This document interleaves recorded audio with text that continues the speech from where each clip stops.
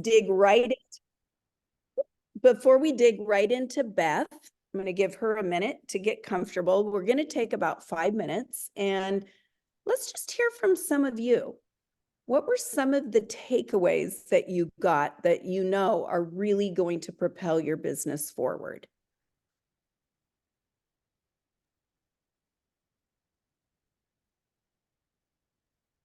Anyone can share. You can come off. Okay, Leah. Yeah, I just wanted to share because I'm a clinical social worker and I'm in private practice and I do a lot of anxiety work. So all that talk about fear and all, and I'm thinking to myself, I do all this work in my regular job around fear and anxiety and a person being able to be authentically themselves. And I'm not doing it in my side businesses. And it's like, really? It just never really, I guess, I became really aware of that until that talk last hour. Well, I can appreciate you. Listen, I sound like the canned video deal, but no, what I want you to know is I really do appreciate you sharing that with me because I think all of us can relate to the fact that sometimes when you're in fear, you don't even know you are. Has anybody ever realized down the road that, oh, that was fear that was holding me back? And yet that very fear, I love what Amy shared. The very fear that holds us back is often the very thing that we need to do in order to have the success that we want. And it starts right away. Like for me, I was afraid of what people were going to think when I was reaching out. And yet the reaching out and connecting is exactly what I needed to have the success I wanted. Make sense? So Leah, don't feel alone. I honor you and I'm so grateful that you were so vulnerable to say that because I teach fear, you guys. A lot of people say, why do you do live and teach this once a week, right? Why? Because every time I teach something, I retrain myself. And sometimes when it's not us, it's easy to train a skill because we don't have emotions attached to it. But when it's our emotion, it's real. And I just want to say one last thing. Fear isn't right or wrong. It's not. It's just fear. But it's how we deal with it, in my opinion, that will make all the difference to you being able to be at the top of a sales team or support people to be at the top of a sales team. Okay. All right. Thanks, Leah. Who else would like to share? How is something from this training really going to impact you as you go to implement it? Or what did you learn? It can be anything. Love to hear from 2 more. All right, Erica. Hey, babe. There's one of our panelists. So what I loved most about today was I don't have to be perfect to share my gifts. I sometimes, a lot of times lately get into the frame of mind that if it's not perfect, you can't take action. And if you don't have any fears, then why should you share, ABC? So I love when you said your practice, prepare. Yeah. Idea. Practice, perform. Yeah, I love it. And it doesn't have to be perfect, but that you just need to repeat what it is that you're working on. So that's what I took from today is it doesn't have to be perfect to start. And even if you're not having fears in the moment, cute hair. She's training today in the VIP. I can't. Oh, Beth. She has Beth, you have the perfect hair. I want your hair. But like she said, it goes back to dating yourself. And I'm not someone who gets results from I am statements. I'm not that girl yet.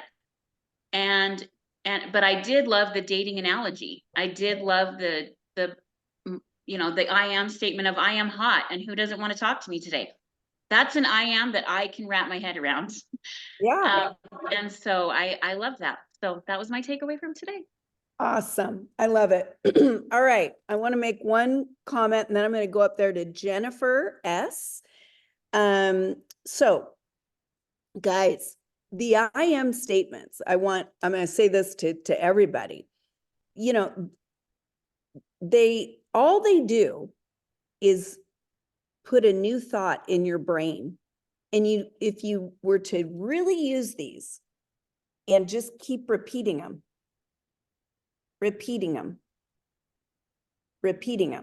your brain doesn't know the difference between what you think is reality today and what really is. And it can't help but believe what you tell it. So know that whatever you tell yourself, right? Going back to that belief, whatever you tell yourself is what your brain believes. So if you say something, it's just like if I said, this water is healing, this water is healing, this water is healing. And I just kept saying it over. Pretty soon I'd be like, well, this is healing. We believe what we tell ourselves. And do you remember Grace saying we don't argue with our own information? So claim what you want and repeat it until you believe it. It might take 3-4 minutes, but keep doing it. All right, good. Who did I just call on? Come off mute. I'm sorry, you moved spots. You don't know that, but I'm talking about, yeah. Hi, I'm Jennifer Sampson. I have to tell you guys, more than anything, I've been in my business for 17 years. And my biggest thing and what hit me the biggest today and after all these years is the fact that systems are duplicatable. And charisma is not. And I so often in my business, you guys, all I get is, well, I can't be you, Jen. I can't be you. So hearing this and really truly believing that I do have a duplicatable system is changing my mindset after all these years. And so knowing that people don't have to be me to do it. And so that just something that hit, but to really understand that I can teach anyone to do this. Yeah, everything that Megan and I are training, you are empowered with the tools to walk away from here and go train it. And I want to encourage you to. You're going to get better and better if you go train it to somebody. And again, that's why I train a lot, all the time. And it's empowered me and made me a more confident leader. All right. How about one more? Let's look at one more. What is something that you got? All right, Susan. I got so much. But really what I got was that I have the skills. I'm not alone as being a healthcare provider in this group. I'm a nurse practitioner and a pediatric nurse practitioner. I think one of the great take homes you gave me for my professional life that I'm currently in is avoid the why. When I'm trying to get parents to do immunizations or to do whatever it is I want them to do, I've always felt that if I understand why they're objecting, I can explore it a little bit more. But when I address immunizations in general, it's always, okay, so tell me what your fears are. Tell me what your understanding is. I clarify and move forward, and your validate, appreciate, is what I do every day. I just have to translate it to my practice. So those are my big take homes, that the systems are duplicatable was really awesome. To be able to say the charisma, again, that was perfect. I can't be Beth. I can't be Erin. I can't be all those people I see out there. I can't be you. I can be me. I have something to offer because I am. And here's why. Here's how I can help you or serve you. And I think it's just so empowering. Thank you so much. Oh, I love that. And you all left today with 2 or 3 different systems, right? A way to get out of fear, some word choices to elevate possibility thinking. And when you're doing that, more people are going to be saying yes to you. You left with 3 steps for objections, and all of these different things we're going to hit even a little bit deeper tomorrow. All right. So I want to bring on our trainer today, Miss Beth Kohler. For those of you that maybe just got on this call, Beth has sold over $1 million in her 4-year career in network marketing. She continues to stay in the top in her company for sales and recruiting. And who better than to give us some actual tips, some of her best tips on elevating your sales. Now, do you guys see why you need to get over fear before you learn a skill? Do you see? Because if we're sitting in fear, the skill, you will not be able to perform the skill in a confident way. So let's give it up for Beth. Beth, come on. Hey, you guys. Oh my magic. goodness. Thanks for that introduction. You guys, I'm really excited to do this. And Joan just said something that really sticks out to me. She had said, you know, one of the ways to get really good at things is to teach them and train them. And you guys, my background, I had my dream job pretty much right out of college. My dream job was to be in sales training. It was to be a training manager. And that was one of my first jobs. And I was in corporate training. I'm not like HR training, but I did sales training, negotiation training. I worked in the agricultural world, so I did agronomy training. But I love sales training and I love negotiation training. And you guys, I taught that for multiple years. And so I think that's why I'm good at it. Is because I taught it for so long that I just had this like craving to be able to get out of training it and do it for proof that it works. And sales, you guys, we're going to talk about actual sales. And yes, this kind of trickles over into team building too, but we need to start building a customer base. So you know, sales is a big part of what we do, and sales is a system. How many of you guys have ever been through an actual sales training? You guys raise your hand, a couple. Okay, you're in the right place. I got 25 minutes to pack in 3 days worth of training, and we're gonna do it. We're gonna do it because I'm gonna get down to the nuts and bolts and not all the fluff. But I am probably gonna have you do a little bit of writing down or action or that kind of thing. But we're going to cover 3 really core things. And one of those is building commonality and trust. The next one is going to be putting together some really compelling offers. And then the last one is follow up, because that's where the magic really kind of happens. Okay.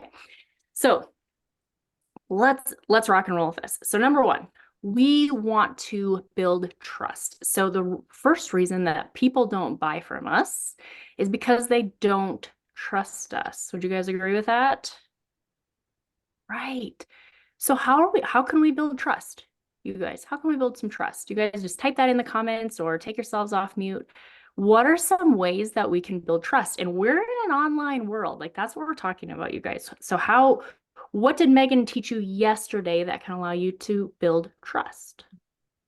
Yeah, transparency, showing up as you, being authentic, relating, serving. Okay, awesome. Being vulnerable. Okay, I like these. So one that really comes out is the relatability. Okay. Because we hear over and over and over again that people buy from people that they know, that they like, and that they trust. But one of the ways that you are going to build that trust is through relating to people. So there's a gal that works in my business, and I heard her story. And one of the ways that she built connections with people, you guys, is every morning she made herself relatable, because every morning she poured herself a cup of coffee. And that was part of her morning. So when she didn't show up like that, people were like, hey, are you okay? like, where are you today? Okay. So then they started asking her questions like, oh my gosh, what kind of creamer do you like? What kind of coffee do you drink? Where do you get it? And that opened up conversations because now she became relatable. I know that a lot of people will talk about like a daily meditation or a way that they start their day or a morning routine. That's relatable. Okay. I learned something really important from Megan last week when she joined my team. One way to be relatable is to say what people are thinking. Talk about what people are thinking. That's a way to be relatable. That's going to build commonality because people want to work with people like them. If it works for me and they're like, okay, if Beth can do it, like I can do it. And one of the things that I found out that my magic is that I am very average. I'm a very average person. I live in a very modest home. I live out in the middle of nowhere. People are fascinated by the fact that I live in the middle of nowhere. I have 3 boys that, we talk about how we love hard, how we discipline hard. That is commonality. It's what people are thinking. People want to know that they are like you. So how can you create commonality through your social media presence? And so what you are learning from Megan and Joan this week around social media is going to be huge, you guys. It's going to be huge. That's how you're going to create some of the commonality. Now, let me tell you a quick story. My husband and I were both in sales. That's actually how we met, was on a corporate sales training. We work for the same company. So I'll let all the questions kind of go in your mind right now about that. But my husband built a few $1 million worth of a book of business within our company. He was an incredible salesperson. But one of the things he did, you guys, is the only time he ever wore the corporate polo logo shirt was to a meeting because he had to. Otherwise, because he was working with farmers, he did not wear fancy jeans, like buckle type of jeans, like sometimes people like to show up in. He wore a pair of Wrangler jeans, a snap shirt or sweatshirt. He related to his customers, and what that did, you guys, is it lowered tension. So that's one of the things we want to do by creating commonality is we want to lower tension over time. Okay? Because if we can lower tension, now we can move into sales. So I think I can share my screen. I want to share, I would just want to share this model with you really quick because it's going to really kind of drive this home. But this is a time and tension model, and we used to teach that. This is something that I used to teach.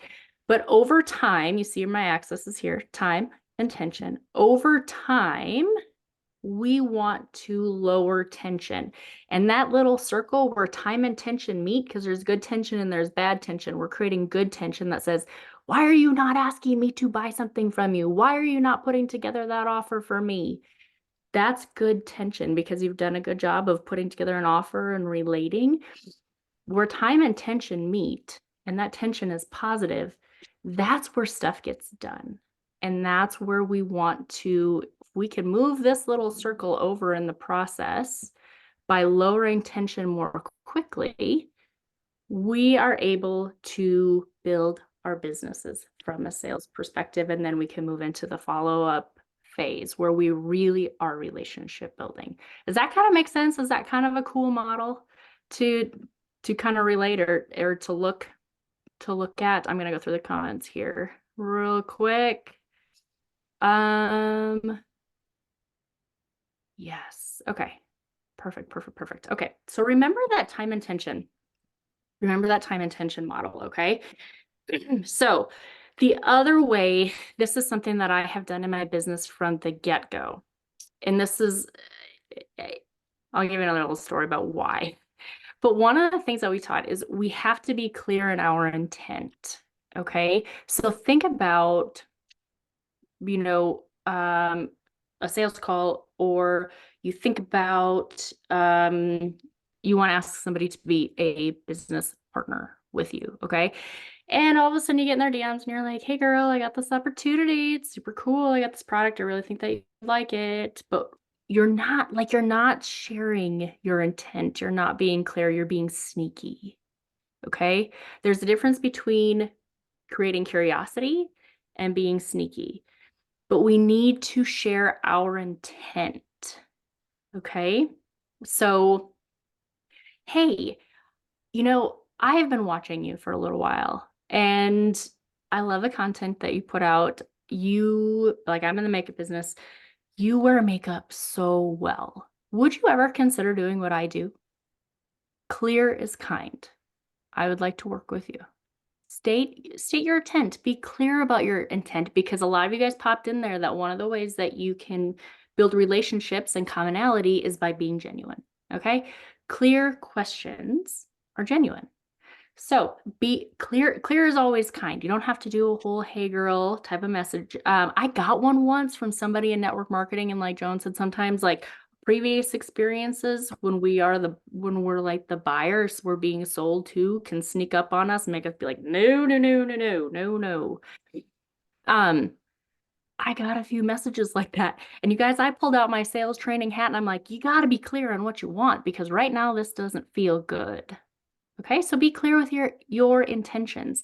Another way to be clear with your intentions is here's how I do this. First, I need this information. I just want to ask you a few questions, and then I'm going to put together what I believe is really going to work for you. And then here's what happens next. So you're always being clear in your intent. Have a clear step so that people know what's coming. Okay. So follow what Megan's doing. Megan and Joan are teaching you this week using social media to create connections, to create commonality, and do that with intent so that you can lower tension and you can move that sales process forward. Okay, so that's number one. Number two, let's talk about creating compelling offers.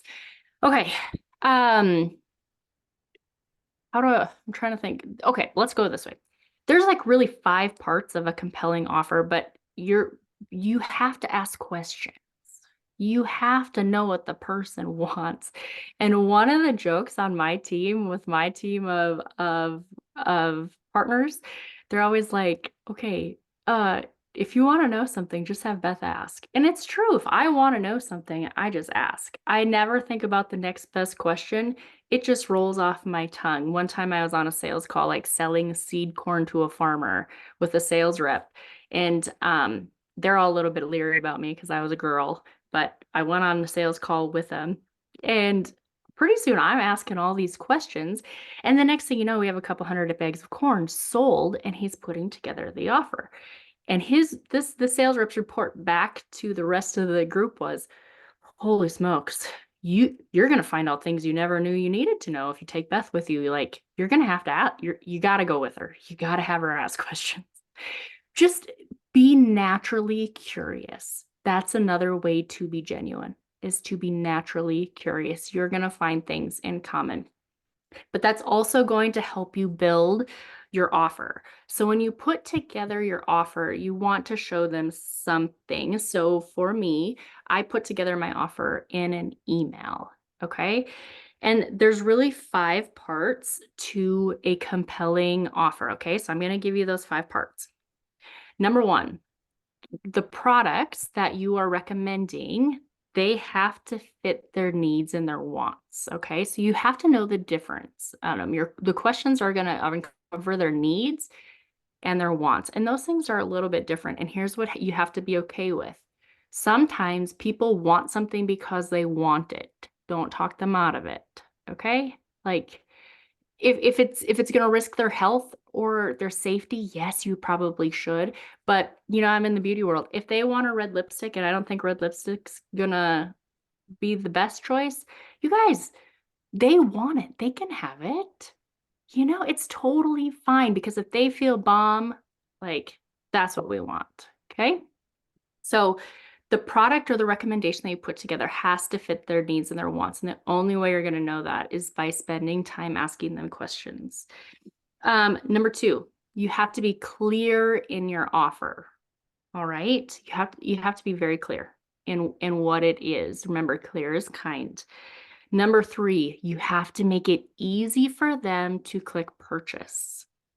Okay, so if you're going to have them chase all over for different products, going through different links, It's going to be hard and they're not going to order because you've made it hard. So how can you make that so easy for them to click buy? Number 4, anticipate their questions. Okay, so common questions are, what's the return and exchange policy? Are there any discounts? Think about what are those common questions that people have. Drop those in with your offer. Okay, you guys know what those are. You get those same questions all the time. Give them the answers to them. And number 5, you need to give them what's coming next. Okay, because people always want to know what happens next. Like, what happens after I get my product? What if I have questions? You have to let them know what happens next. So for me, I always tell them, hey, following your order, you're going to get a thank you from me that has a real-time tutorial. And I tell you what, if they don't see that, they're asking me because I've told them what's next. Because remember, clear is kind. So do you guys want me to go through those again for creating a compelling offer? No, we're good? Okay. So think about it from a customer perspective, okay? Like if you were the customer and everything that we are doing through each of these steps that I'm giving you, you're creating a customer experience so that they say, that was amazing. I'm always going to work with Kim. I'm always going to work with Leslie. I'm always going to work with Megan. And by the way, then they're telling their friends because you gave them such a good experience that they want to work with you too. Okay. Okay. So step 3, follow up. Okay. There's 2 types of follow up. What are the 2 types of follow up, you guys? What are the 2 times that I'm trying to think of the best way to. Okay, I'm just going to tell you because I can't think of the best question to ask to get you there. There's 2 types of follow-up, okay? There is pre-purchase follow-up and there's post-purchase follow-up. How many of you do pre-purchase follow-up? Like you deliver their offer and then you follow up with them. Ladies, I need to see some hands. You are missing out on thousands of dollars right now because you ain't following up. Okay, you need to follow up. The second one is post-purchase follow-up. Do you guys know what percentage of your sales come from reorders?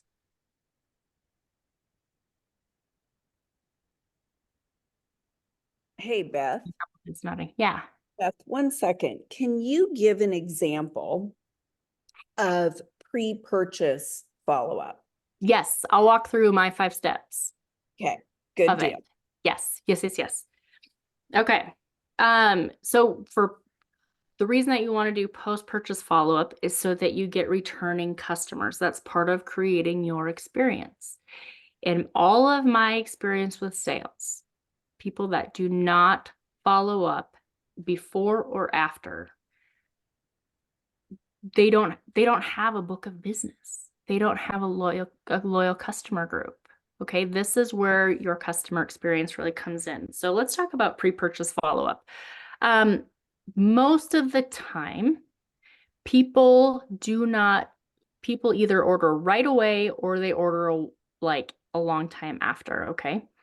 But think about it. When they get your compelling offer, however you deliver it to them, where are they probably looking at that? Are they looking on their phone, their computer? Where are they? What are they doing? What are people like you doing when you get an offer? Where are you guys at? You can type it in the chat. You can take yourselves off mute. What are you guys likely doing?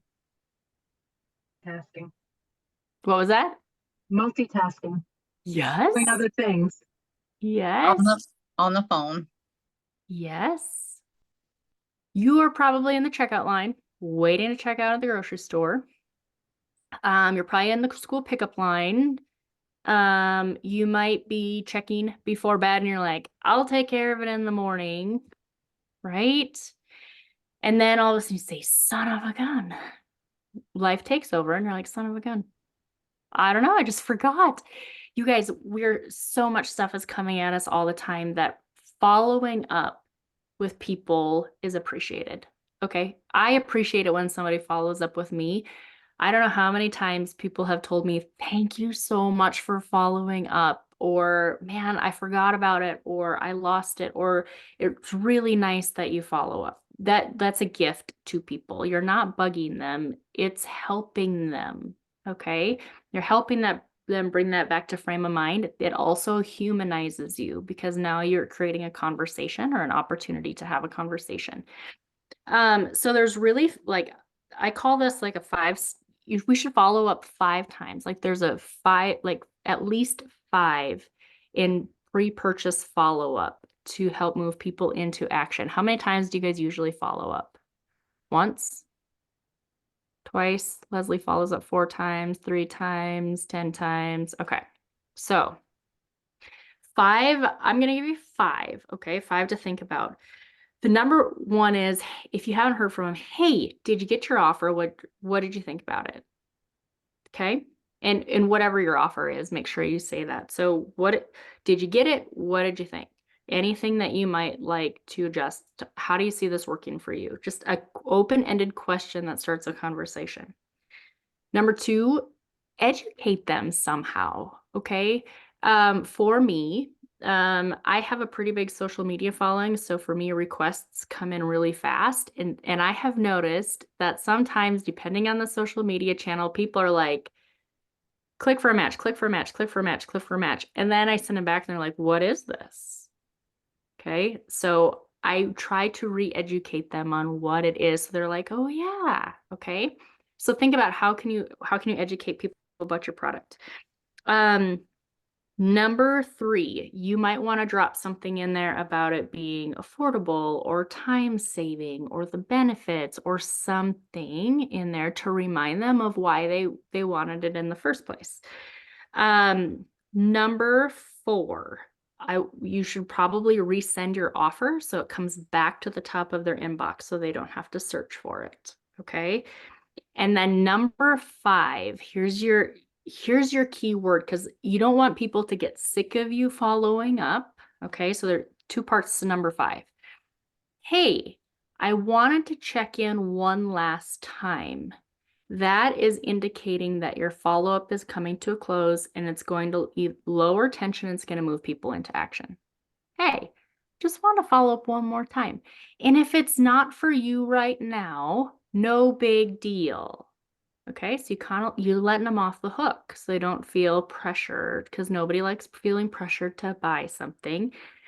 And then you invite them to follow you on socials. Maybe you have a Facebook community, maybe you have an ATM group, maybe you want to make sure that they're following you on Instagram, wherever that is that you're consistently showing up. Make sure that they're there to build a connection with you. Okay, so that's my 5 pre-purchase follow-ups. You can do that in text, or you can do that in email, however you have that set up. If you have a small enough customer base, you can do it with voice, but you guys, you can automate some of these things too. Okay. Make sure you're yeah. Let's just recap real quickly. So number 1, hey, let's just recap it real quick. Yeah. Okay. Number 1, did you get it? What'd you think? Anything you want to change. Okay. Let them know that you're there to help. Number 2, educate. Like, what can you teach them about your product? Okay. Number 3, it's going to be something around that, like, is it affordable? Does it save time? Something that's special about it. All right. Number 4, resend your offer so that your offer comes to the top of their inbox. Okay. Number 5 is kind of like your closeout. Hey, I wanted to check in one last time. All right. And get them invited to your socials so that they stay connected to you. So those are the 5 pre-purchase. Okay, good. Now I'm going to go to Lauren Morris. She's got a question. One of our lovely panelists. Lauren, come on. Hi. Okay, so it might just be me, but my follow-up process is specifically on a timeline. So like I'll do a follow-up 24 hours. I'll do the next follow-up 48 hours, 72 hours. So it's not like right after another. So what is your timeline? Do you do it within a week? Do you do it within a couple of weeks? How do you go about following up so it's not like all at the same time? Okay, good question. So mine is usually over the course of 2 weeks. And the reason is because I need to give myself a chance to respond. Because if I do it one after the other, then I feel like a schmuck because I have some of these things automated that's like, dang it, they asked me a question. No, I sent them another message. Oh, so I have to give myself time to follow up. So think about that from your perspective. How often do you want to be followed up with is 1. 2, are you giving yourself time in your business that fits a follow-up that you can reply to them if they have questions, okay? So my first one is within a day. I'm like, hey, did you get it? And then I wait about 2 to 3 days. I think it's 2. I think I have mine set up as 2. I want to teach them something about the product. I wait another 2 to 3 days because you guys, if they order, then you have to get them into your post follow-ups. You have to give yourself some time. And maybe not if you're fully systematized. I am not because I need control and connection with my customers. And then my last one is stretched out towards the end of 2 weeks. Hey, I want to check in one last time. So again, I stretch it out because I had mine closer and people started saying, stop messaging me. It's too much. So I had mine closer. I spread them out so that 1, I didn't look like a schmuck if I didn't get a response in time. 2, it gave them time to find their offer, to go through it, to see if they had questions.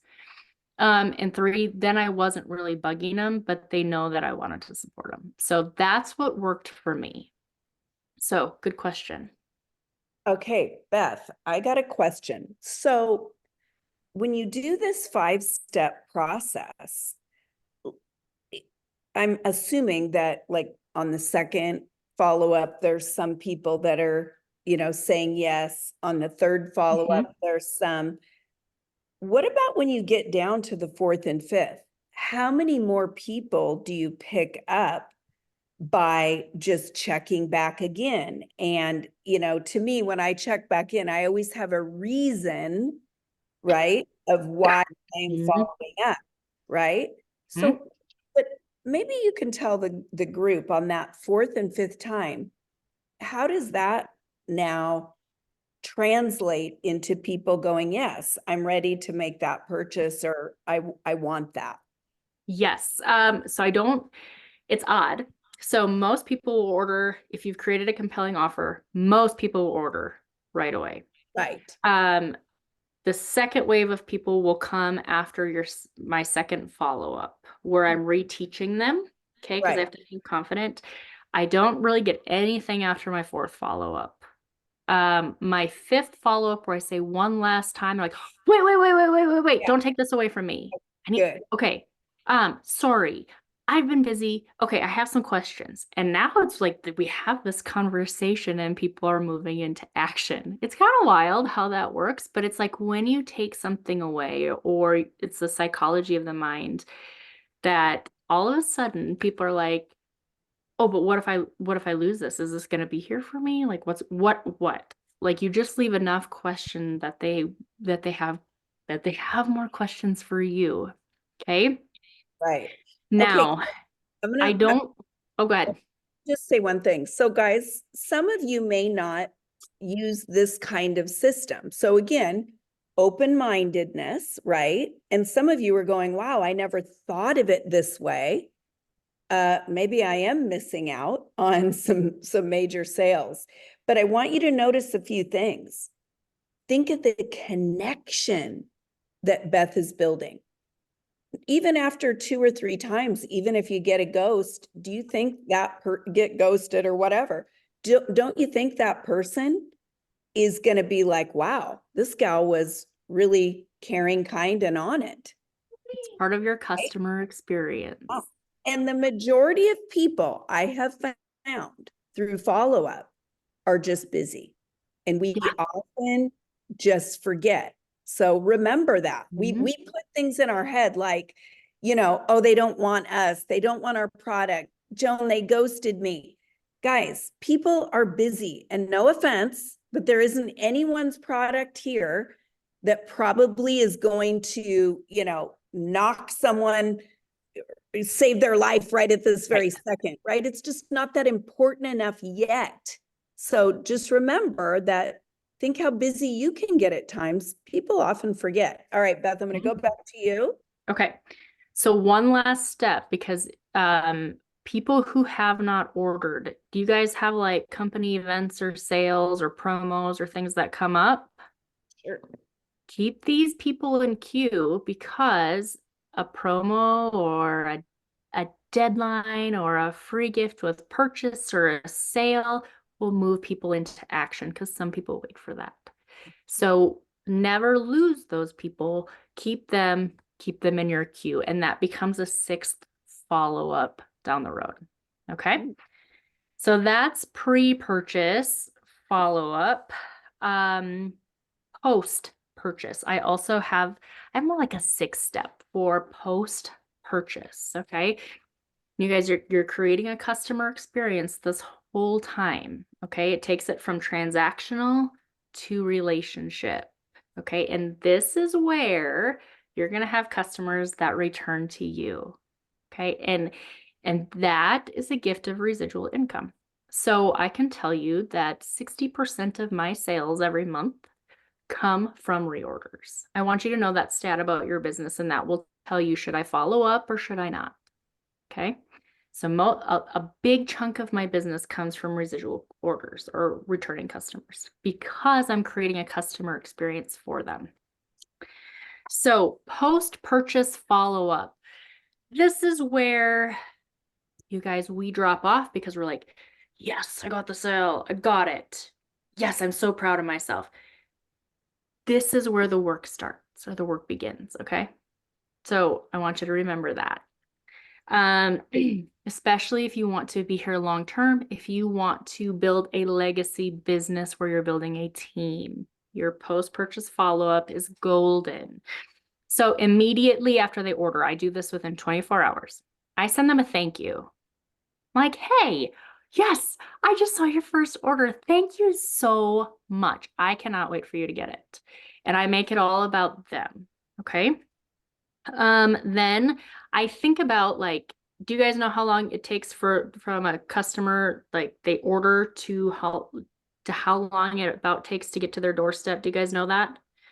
If not, I would encourage you to know that, because you want to time in your next email so that they get that email about the same time, just a little bit before it's going to arrive at their doorstep. It could be a text too, and just say, hey, I want to drop you another note and share this video on how to use it. Share a couple resources on how to use it. Share your plan for how to use it. Share some best practices for how to use it. You're educating them on how to use what they just ordered. This differentiates you from a lot of people. Okay.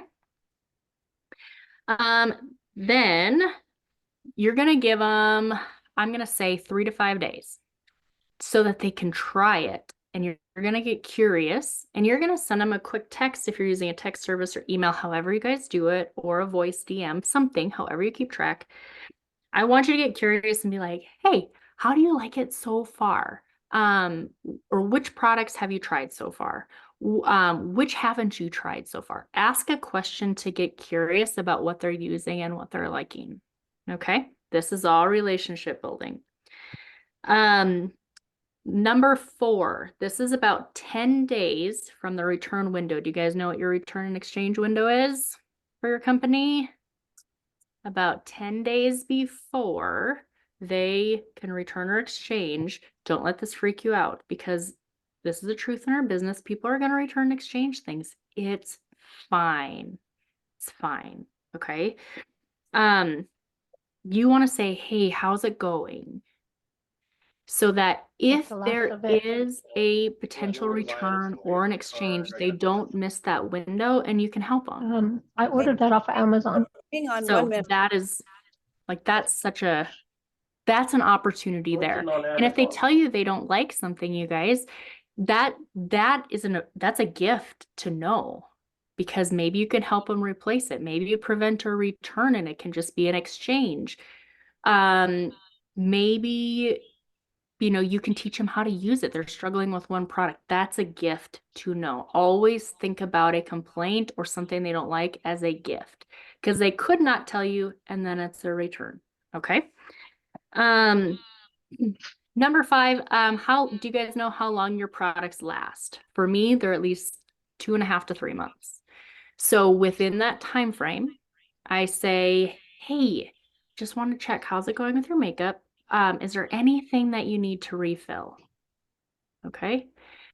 We don't have auto ship for us, so that's something that I follow up on. Is there anything that you need to refill? Anything else that you want to try? For me, do you need to change your makeup shades because it's summer or it's winter? So checking on that. And then kind of in that 30 to 60 day time frame, around that same time, you want to say, hey, how are you liking your makeup? How are you loving your makeup? Not what do you think? How are you liking it? How are you loving it? Because now you have an opportunity for a testimony. And if they say, oh my gosh, I love it. Oh, I love it so much. A couple things can happen. If you are a party plan company, you can invite them to host a party. If you are adding business partners to your team, you can ask a simple question. Oh my gosh, I'm so glad that you love it. Seriously, have you ever thought about doing what I do? So now you have an opportunity for a conversation around adding a teammate. So that is my post-purchase follow-up. And by that time, you guys, you have a relationship with people. You're talking to these people all the time, not just through your follow-up messages. So those are my 2 follow-ups: pre-purchase, post-purchase. That's where your magic is happening. That's how you're going to create a customer experience. That's how you're going to find business partners. That's how you're going to build your business. That's how you're going to maintain your business. That's how you get people to say, I want to do this too because I had a good experience with you. I can recreate that. So, okay. That's what I have. I probably took longer than 25 minutes, but I tried to rush through it. It's good. It is good. So guys, let's take a minute and give it up for Beth. Woo, woo, woo, woo, woo. Awesome, awesome job. All right. Before I go into some takeaways, we've got just a few minutes left. I want to point out a couple things. All right. And right now, why don't you guys put your takeaways in the chat? Put some takeaways that you had. And here's what I know. Every company is a little bit different. You all might have, different systems and different tools that you use. Beth, I know a couple people are asking, what system do you use for follow-up? Okay. I'm sure she'd be willing to drop Yeah. that info in the chat. Guys, always when I learn something from somebody, I take what I can and implement it in what I'm doing. But if I'm doing something that's working really well, don't change that. You're only looking to level up what you're already doing or elevate the skill to the next level. And hey, even for me, I'm like, you know what? I definitely could add a couple more things to my pre-follow-up, right? So what did you learn? How can you take this information and utilize this to create more relationships? I want to remind you, people buy from people they know, people they like, and Beth's first thing is people they trust. And we begin establishing trust in these ways, finding those commonalities, and so forth. So people buy for one reason only. You, me, and everybody. It is because you believe that by having the thing, the product or service, your life will be better because of it. That's it. It's why you buy a candy bar. It makes you feel blah, blah, blah. It's why you buy a skincare. You're buying let's just pretend the anti-aging because you are working on wrinkles or something, and you believe that your life will be better because of it. So lots and lots of information here today. Tons of amazing, amazing training. So today we were really focused on training. And tomorrow in the VIP, we'll be going over again a little bit more specific scenarios around some of the different things that you're learning in more of a coaching style. And Megan and I have strategically planned this to kind of give you a little of both, right? We don't want it to be all coaching. We don't want it to be all training, but we know that when we bring those two together, that is when the most learning occurs. So, couple things that I have down here for takeaways. And this is a great thing for you VIPs to use going forward with your teams, because everybody caught something maybe a little different. So let me ask you, from today's training, you can combine the two. What are you going to start doing? Write that down. What am I going to start doing? What am I going to stop doing? What am I going to stop doing? And what am I going to keep doing? Because many of you have things in place that work and you're building on it. I know for me, a lot of times when I'm learning a new skill, it's fairly easy for me to implement because I build on what I've already learned. So it's a great way to get your team into action. Start, stop, and keep. Take that skill and use it forever and a day. All right. Tomorrow, we've got a power-packed day around the recruiting conversation. So how many of you have ever felt like you get somebody either maybe on a Zoom, maybe you're in a DM, maybe you are on a live and you're like, oh my gosh, I really don't know where to start. I don't know what to say confidently. How many have ever felt that way? Raise your hand. Yeah, most people feel that way. And the truth is, how many of you have ever said, yeah, let's hop on a call or a Zoom or whatever you do, and let me answer your questions? How many have said that? That's how your call starts. Let's say, I'm just picking somebody out of the group here, but let's say Kimberly and I got on a call and I said, oh, Kimberly, let's start talking about the questions that you have. I'm so excited. And she starts in with, how much does the kit cost? How much time would this take?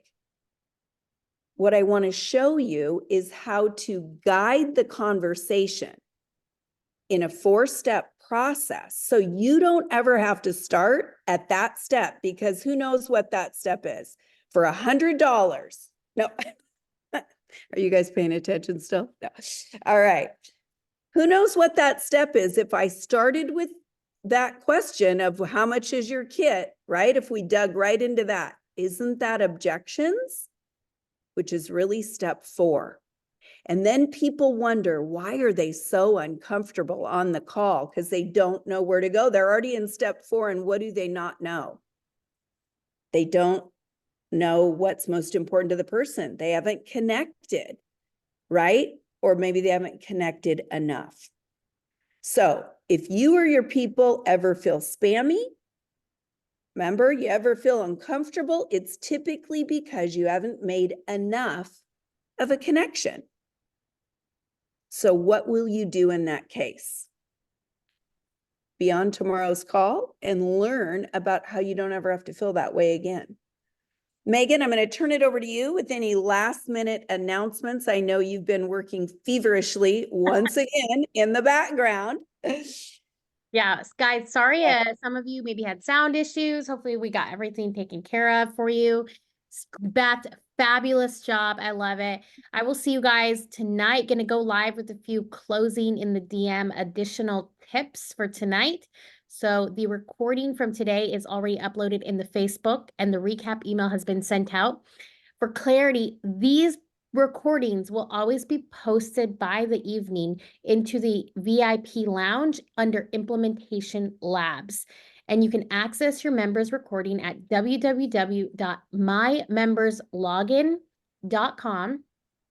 And if for some reason you didn't get your original credentials, just go there, hit reset your password, and use the email that you use to upgrade to VIP, and then it'll reset your credentials, okay? Any questions, you guys? Let us know in the chat. And yeah, back to you in Studio A. Back to me in Studio A. All right. Guys, I'm going to give you one last technique to leave. It's just a simple technique of breathing. So many people, when we're in fear, what do? Our body, we tense up. How many of you have ever had a stiff neck, you know, a shoulder, a whatever? You may not even realize that you are stiffening up because you're nervous about something or you're in fear. So what do? You learn how to breathe through it. So I just want to take you through really fast. Just breathe in from the low belly, hold it at the top, and as you let out, like you're fogging up a mirror. Try that 2 or 3 times before you're going to make. Maybe it's those outbound calls. Maybe it's before you get on a training for your team. Maybe it's before you talk to that prospect. And I promise you, over time, you're going to start seeing how that correlation with your breathing will help you relax and be more present with the person instead of actually feeling and manifesting that fear. All right, everybody. Can't wait to see you tomorrow. Thank you so much to Beth and everybody that participated today. Let's give yourselves a hug. Right? Come on, little self-care hug. Don't fake it. Just do it. It feels good. There you go. All right. Okay, guys, have a beautiful evening and we'll see you back tomorrow. Bye-bye.